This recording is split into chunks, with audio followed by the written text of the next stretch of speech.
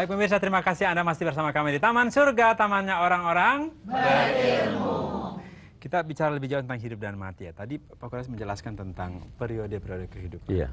Saya kira kita perlu mendapat penjelasan ya. Jangan-jangan masa yang sudah kita lewati itu kita nggak dapat isinya. Jadi bisa dijelaskan, apakah itu juga ditekankan dalam Iya.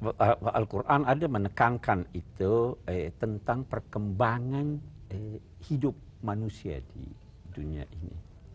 Itu dalam suratul Hadid ada dikatakan, innamal hayatud dunya la'ibun wa lahwun wa zinatun wa tafakhurun takasurun bil amwali wal aulad. Ini gambaran dari hidupnya orang-orang yang tidak berkualitas. Nah, bagaimana itu? Waktu dia kecil, masih bayi, kanak-kanak, dilukiskan dengan bermain. Tapi bermain itu yang tidak punya tujuan. Itu anak-anak keluar ini tidak ada tujuannya.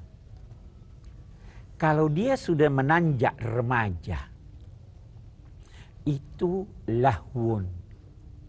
Lahu itu melakukan sesuatu yang tidak penting dengan mengabaikan yang penting. Remaja, dia main, tinggalkan belajar. Ini tidak berkualitas hidup ini. Kalau perempuan, wazinatun. Zina itu artinya bersolek, berhias terus. Ya toh? Kalau ya ini, kalau sudah dewasa, itu tafakhur, berbangga-bangga, menyangkut anaknya, dan berlomba-lomba memperebutkan harta. Nah, ini dewasa. Kalau tua, itu sudah digambarkan sebagai kembang yang tadinya mekar, layu. Nah, kalau tua bangka, itu Al-Quran melukiskannya dengan arzalil umur. Sudah tidak tahu apa yang dulu dia tahu. Dikaila, pikul. Nabi bermohon, ya Allah jangan sampai saya mencapai usia pikun. Ini perkembangan dari, tapi sebenarnya dari usia kanak-kanak sampai usia 14 tahun itu orang bebas.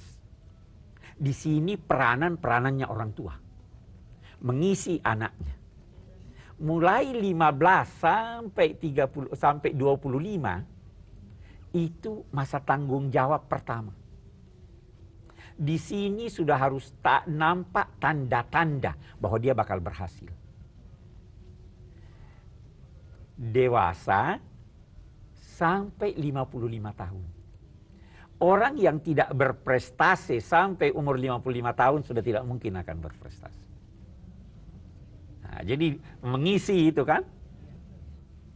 Nah, setelah 55 tahun usia tua sudah. Sampai 70 tahun. Usia pensiunan kita 55 tahun. 55 usia pensiun ya. Sebab sekarang dianggap sudah tidak.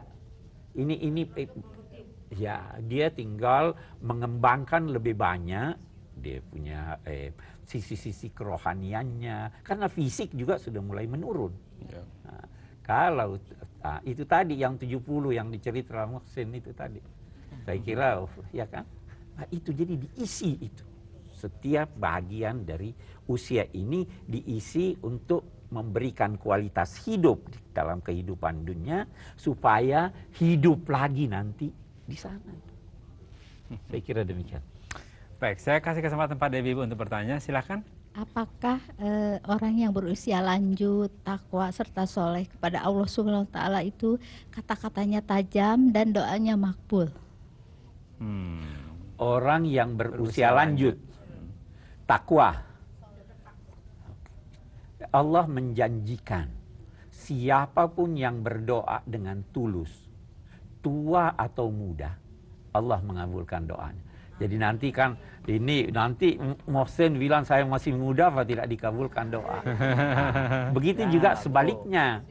Walaupun dia tua, tapi tidak tulus berdoa, tidak dikabulkan oleh Allah.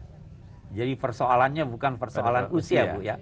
Persoalannya adalah persoalan ketulusan. Ya. Ada lagi, satu lagi. Ya, silakan. Pak Quraish, saya mohon Bapak menjelaskan bagaimana hidup yang berkualitas itu, contoh sehari-harinya. Contoh sehari-harinya. Terutama bagi ibu-ibu rumah tangga seperti kita. Bapak juga, jangan ibu-ibu aja. Contoh sehari-harinya saya kira simple. Kesehatannya baik. Ya, orang yang sakit tidak berkualitas hidupnya sehingga dia tidak bisa bergerak. Pengetahuannya setiap hari bertambah. Kalau tidak bertambah pengetahuannya, tidak. Nah, kalau begitu dia harus belajar. Kepekaannya baik. Ya toh? Peka, menjaga perasaan orang. Dia peka kan? Malu menyinggung orang. Itu budaya malu itu sebenarnya bukti kualitas. Itu Nabi dilukiskan sangat pemalu. Sangat pemalu. Malu ditanya tidak tahu. Punya kepekaan. Peka terhadap orang lain. Oh, kasihan dia begitu. Nah, itu orang yang berkualitas hidupnya. Ya kan? Itu tanda-tandanya. Apakah kualitas kita dalam hidup itu berkaitan dengan kemampuan diri kita yang berkembang atau tergantung pada pemanfaatan kita pada orang lain dan lingkungan kita dan dunia? Semuanya. Kita diberi potensi oleh Allah Subhanahu wa Ta'ala. Potensi ini harus dikembangkan. Semakin kuat kita mengasah potensi itu, semakin berkualitas hidup. Mau lihat, ada orang-orang yang lumpuh, cacat, karena dia mengasah, dia punya potensi, bisa lebih hebat daripada orang yang sehat. Ada. Karena dia mengasah potensinya, Nah, begitu juga, kita punya otak ini kita belum gunakan semua potensi otak itu. Berapa buku yang kita baca sehari? Baca buku enggak? Alhamdulillah. Sebenarnya bisa lebih banyak dari itu. Ya kan? Itu orang-orang di Jepang kita lihat, itu di kereta baca buku. Orang-orang ini kita kualitas hidup rendah. Karena kita tidak mengasah hidup kita. Banyak hal-hal baik yang belum terbudaya bagi bangsa kita. Gitu. Iya, belum terbudaya. Nah, ini yang kita mau mengisi hidup ini supaya kita dapat kualitas hidup yang bagus di sana. Muncul lagi pertanyaan kita lebih jauh. Karena tadi di awal, kebanyakan kita memang masih takut tentang mati. Apakah ini berkaitan dengan kita mengisi hidup dengan kualitas tadi? Gitu? Salah satu sebab orang takut mati, banyak sebabnya. Yang pertama, karena dia tidak tahu apa yang akan terjadi di sana. Kita kalau gelap itu takut. Nah, sebenarnya agama datang menjelaskan ini begini. Jadi kalau pengetahuan Anda bertambah, Anda tidak akan takut mati. Baik, itu yang pertama Pak Quraish ya. Kita akan lihat penjelasan Pak Quraish tentang yang kedua dan berikutnya. Tetaplah bersama kami di Taman Surga, tamannya orang-orang.